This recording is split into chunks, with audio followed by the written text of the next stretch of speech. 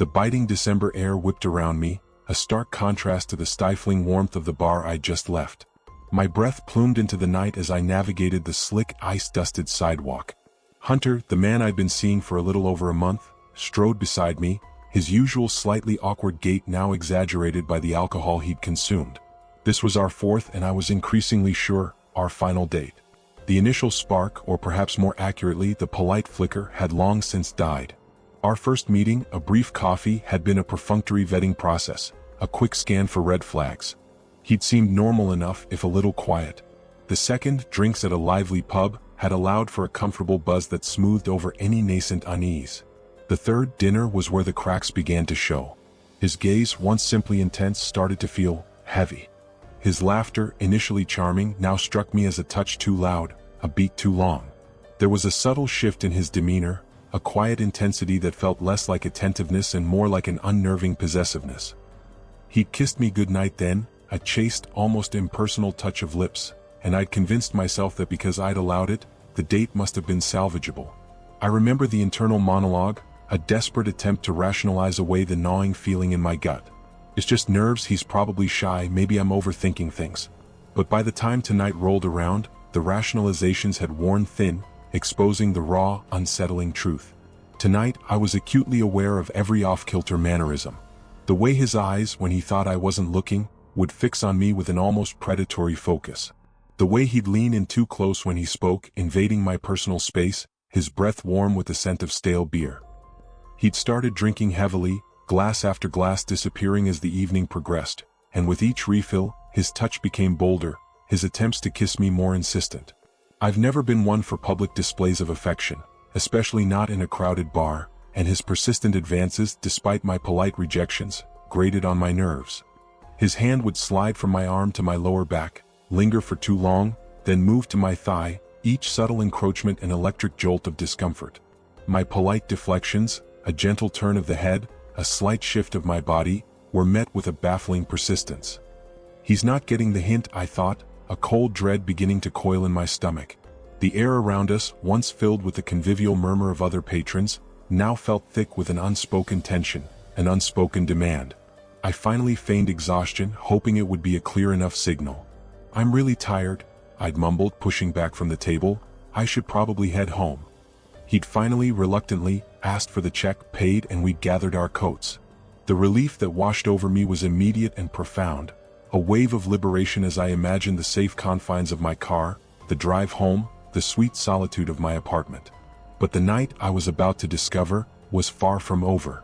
As we stepped out into the biting cold, the streetlights cast long, distorted shadows that danced around us.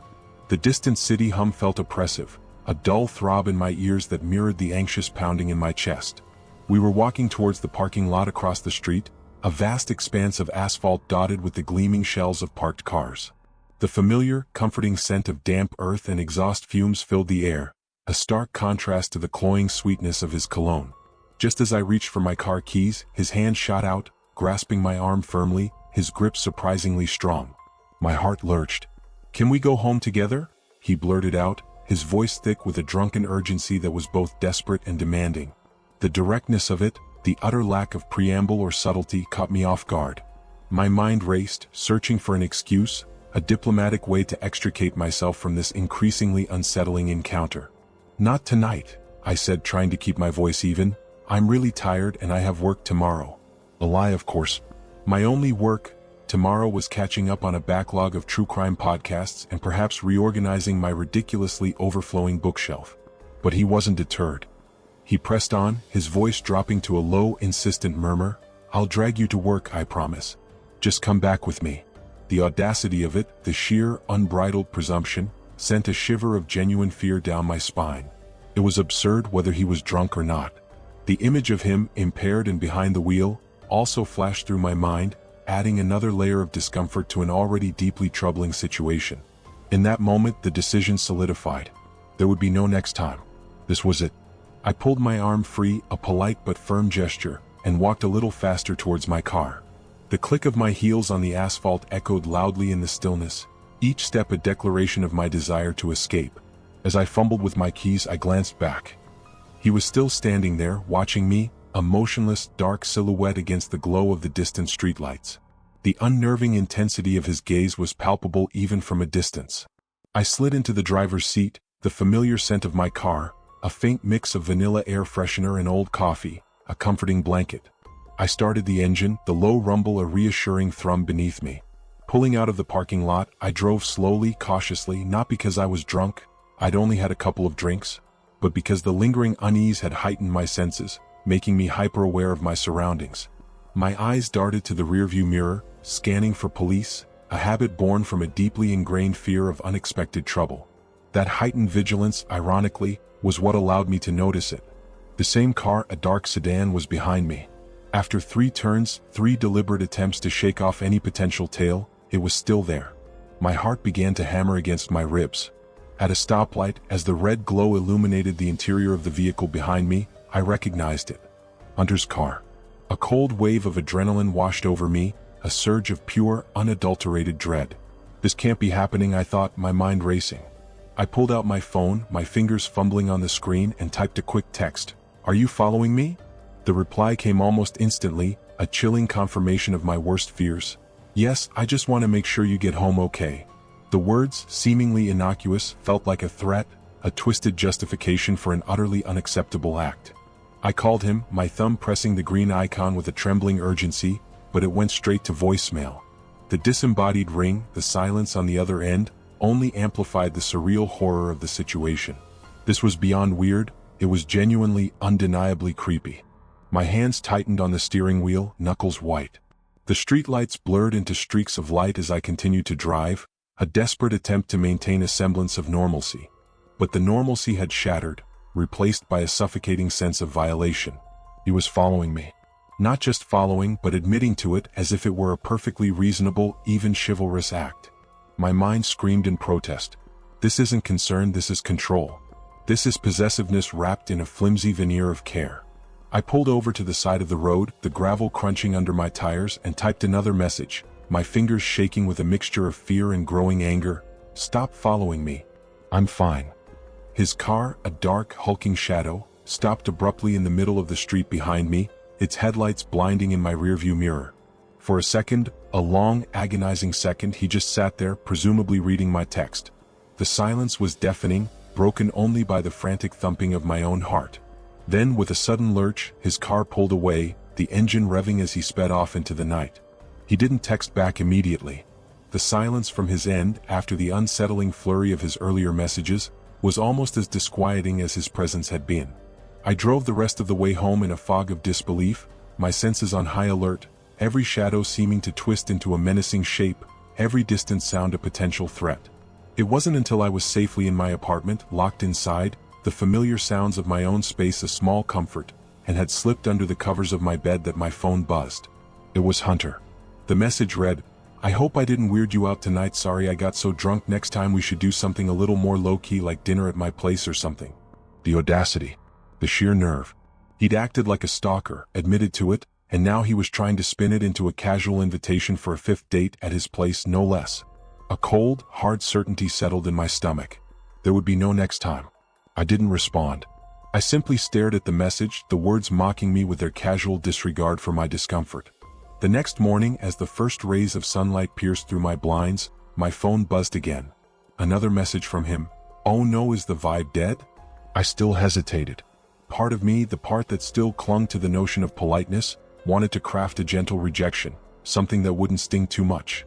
But the other part, the part that remembered the fear, the creeping dread, knew that anything less than a firm, unequivocal statement would only invite further attempts. So, before it could escalate, before he could send more question marks or demand explanations, I typed out a reply. "Hey," I began, trying to inject a note of cordiality into the stark message. "I had a great time getting to know you, but I just think our personalities don't click that much. I also really just want to focus on myself right now. I hope you understand." It was a classic breakup line, a polite brush-off, but I genuinely hoped it would be enough. I pressed send, a tremor of apprehension running through me. I didn't have to wait long for his response. The angry text began almost immediately, a furious barrage of accusations and demands that left me reeling.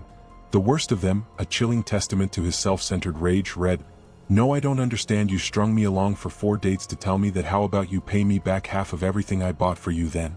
The rest of his messages, a torrent of vitriol and personal attacks, were deeply unsettling. They contained details about my life, things I'd casually mentioned during our dates, that now felt like invasive intrusions twisted into weapons.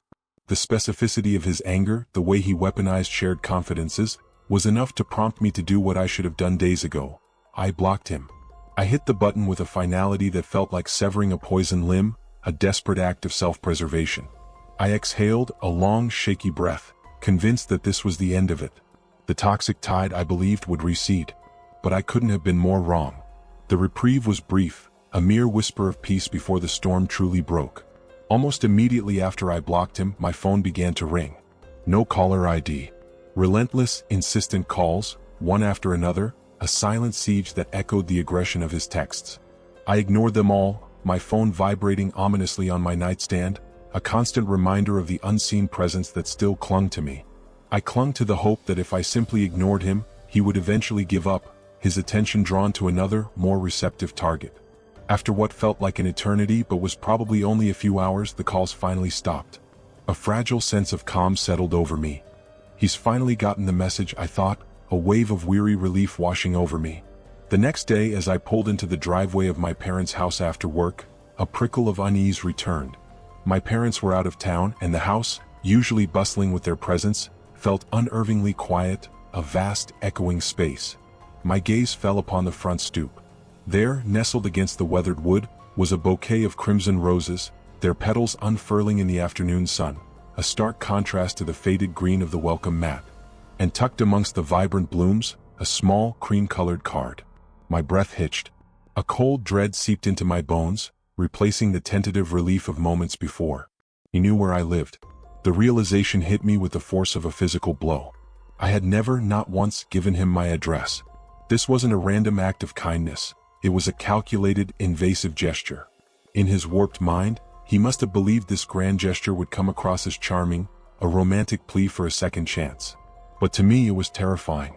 It was a stark, undeniable confirmation of his escalating obsession, a chilling sign that my carefully constructed boundaries meant nothing to him. The flowers, once beautiful, now seemed to pulse with a malevolent energy.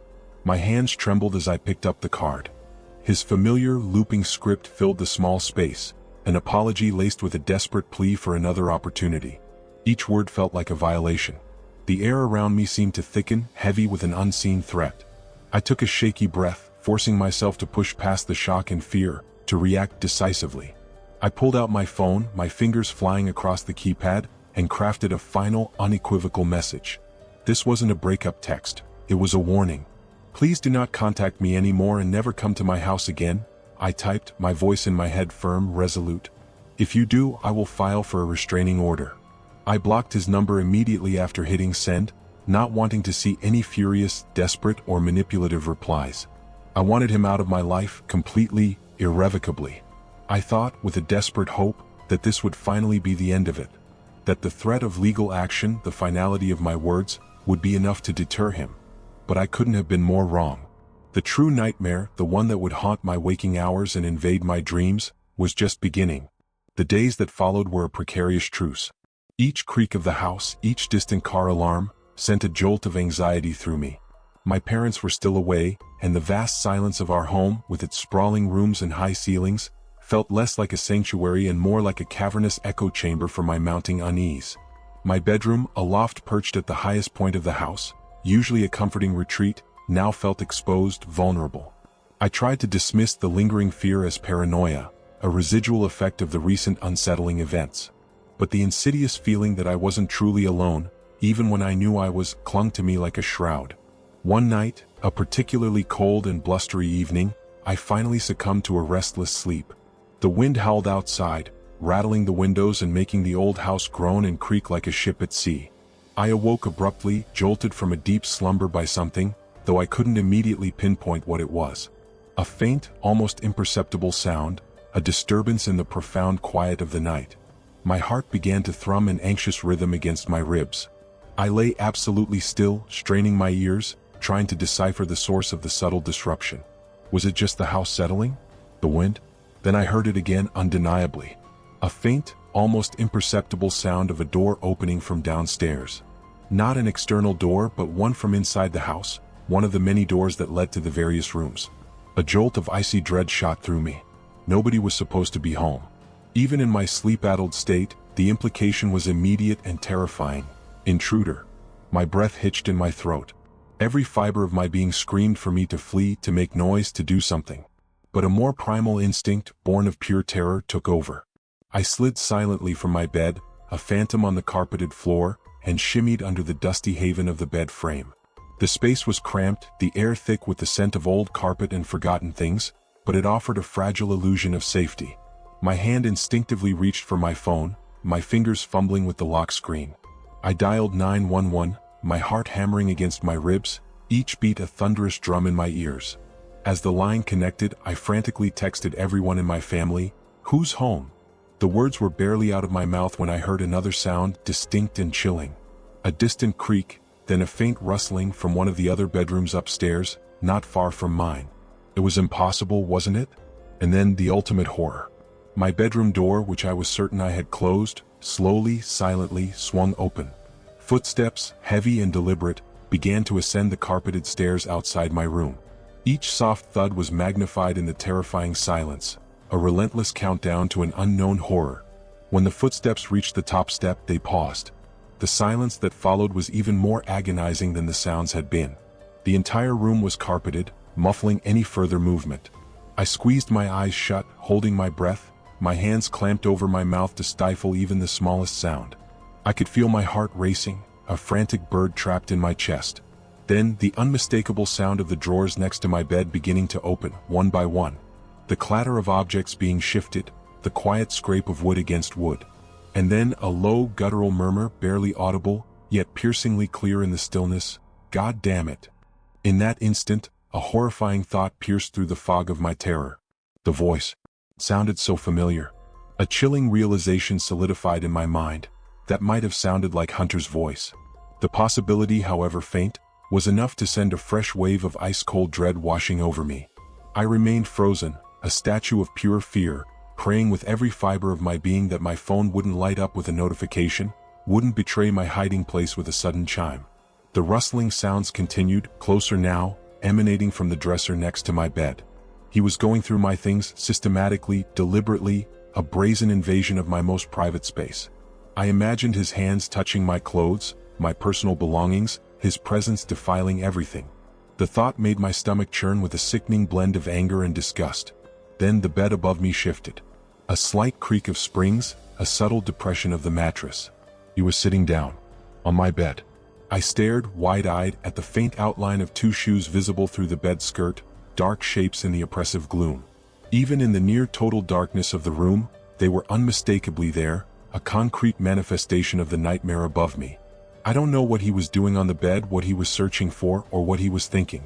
But he sat there for an eternity, for what felt like 2 or 3 agonizing minutes, each second stretching into an unbearable eternity. Then, with a frustrated sigh, I heard him mutter under his breath, "Fucking." The obscenity, whispered in the darkness, was a further confirmation of his presence, his frustration echoing the anger I'd heard in his texts. Then came the sounds of the drawers closing, one after another, a definitive end to his rummaging. Footsteps receded, moving back across the carpeted floor out of my bedroom and down the stairs. I heard the muffled thud of the upstairs door closing, and then the sounds of footsteps moving further down towards the living room.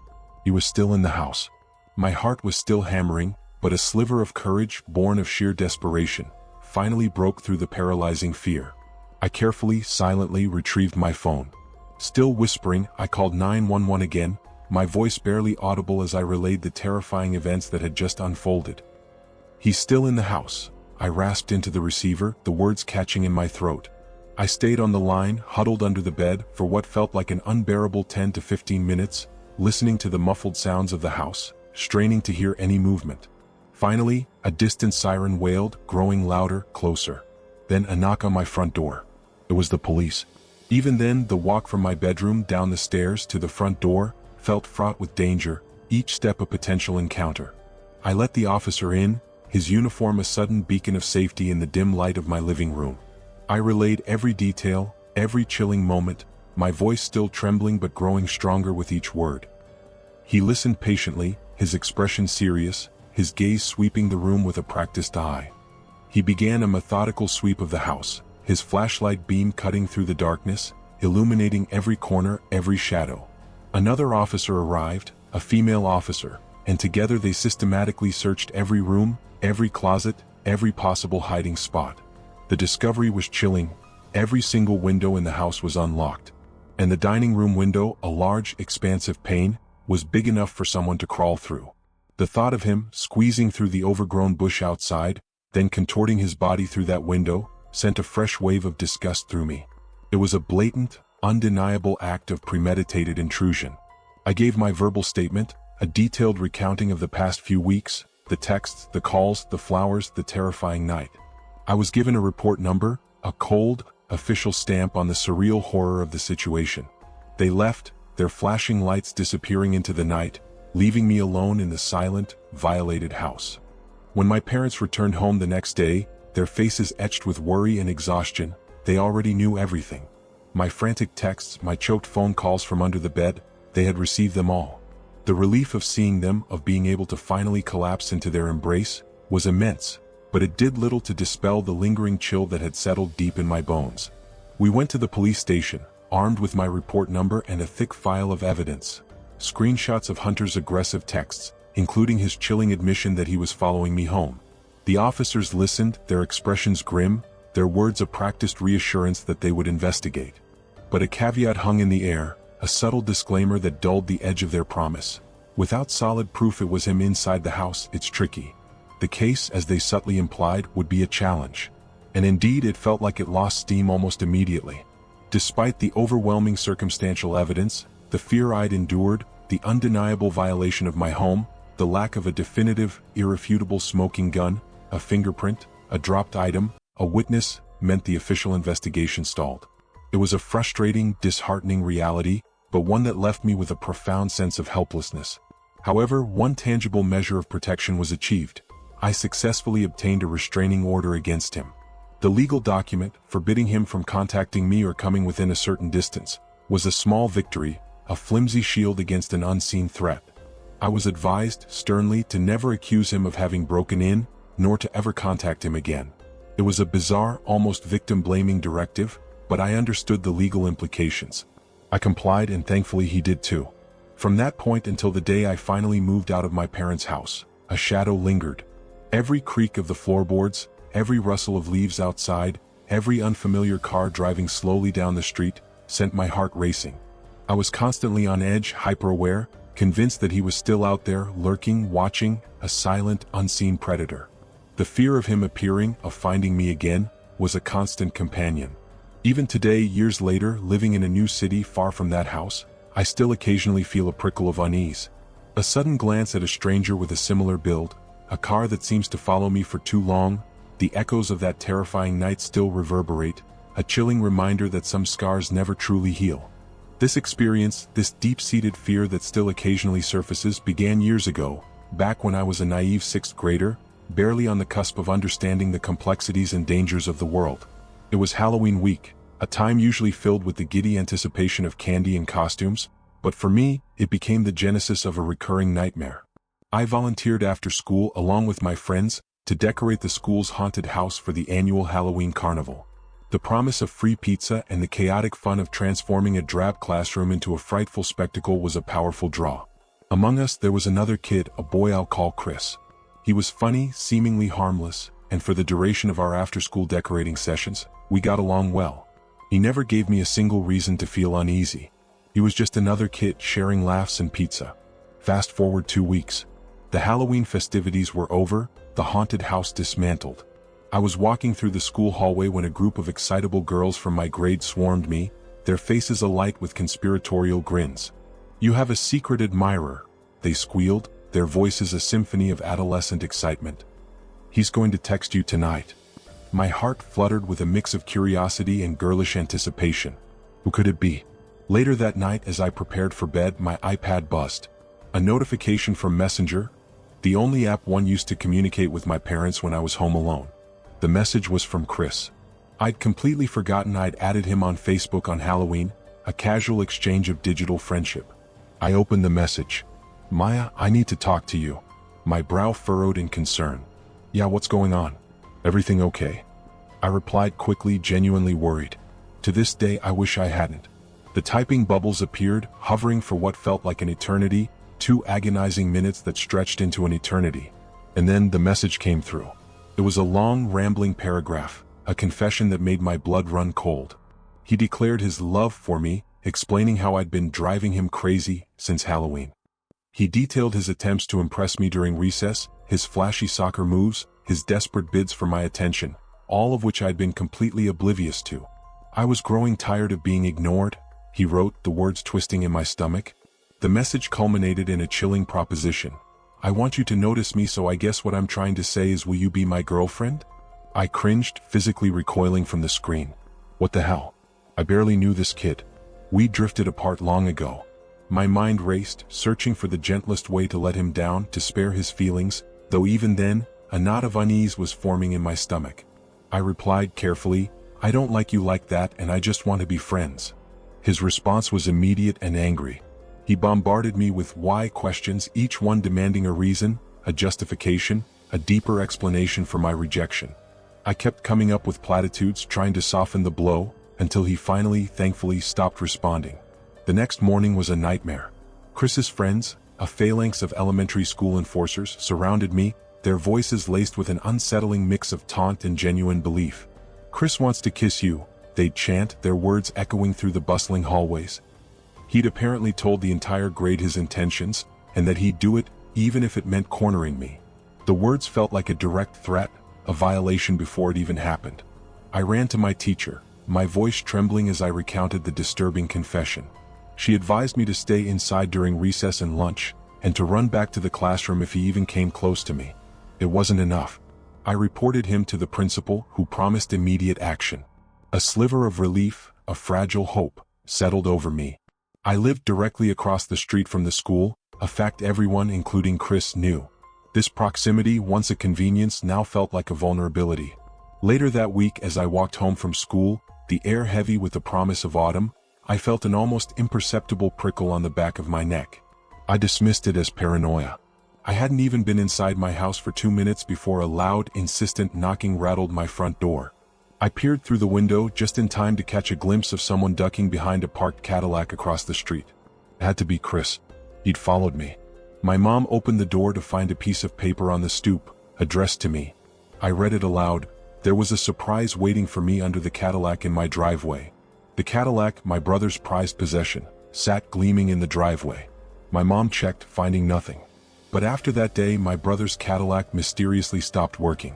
We never found out what Chris did to it, but my brother was forced to sell it, a small, vindictive act that spoke volumes about Chris's malice. My nightmare didn't end there.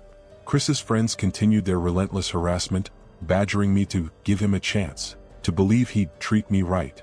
One afternoon, I caught Chris taking a picture of me as I walked home. The faint click of an iPhone camera, almost imperceptible, was the only reason I saw him. How many other photos did he have? Every morning, I woke up to a new message from him: "I can't wait to see you at school," or "I bet you'll look beautiful today." The constant harassment, the undeniable stalking, instilled a profound fear for my safety. He knew where I lived, he was watching me, and the adults in my life seemed incapable of stopping him. Finally, I was called into the counselor's office. I felt a surge of relief, expecting a stern warning for Chris, perhaps even police involvement. What I heard was far worse. The counselor, a woman whose job it was to protect children, proceeded to tell me with a placid smile that boys will be boys, that they do crazy things when they're in love, and that I shouldn't be mad about this. She told me I should feel flattered, that this kind of attention was bound to happen, and that the only thing I could do was to accept it and learn from it. At the time, I believed her, a gullible sixth grader desperate for adult guidance. But looking back now, it was an insane, disturbing thing to say to a child being sexually harassed and stalked. That afternoon, I ran home, tears streaming down my face, and recounted everything the counselor had said to my mom. My mom was rightfully furious. I was called to the principal's office again that same week, this time with my mom present. I remember her voice, sharp and laced with an icy rage, as she confronted the counselor and principal.